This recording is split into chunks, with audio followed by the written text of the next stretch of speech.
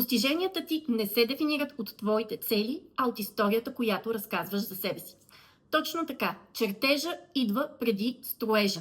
И често си мислим, че чертежа е целите. Но има един друг, скрит, невидим чертеж, който определя всичко. Той определя и чертежа, и строежа. И това е историята, която си разказваме за себе си.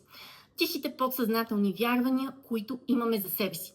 И за да постигнем целите си с лекота, с размах, е необходимо да пренапишем историята за себе си. Да се свържем с онзи идеален аз, който не е продукт на социалните мрежи, не е продукт на нашите ограничения, а който живее дълбоко в нас, дълбоко в тялото ни. Да усетим кой искам да бъда. И от тази позиция, от позицията на човека, който искам да бъда, да поставим целите си и да вървим към тях. Дали е лесно? Не, защото това не е само ментално упражнение. То е и упражнение за сърцето. Да усетим кое наистина е важно за нас. Какъв човек искам да стана, какъв човек искам да бъда, реализирайки целите си.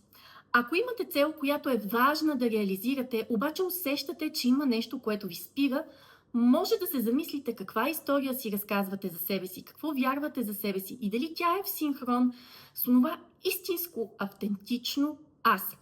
Ако това видео ти е било полезно, запази го за момент, в който може да ти потрябва.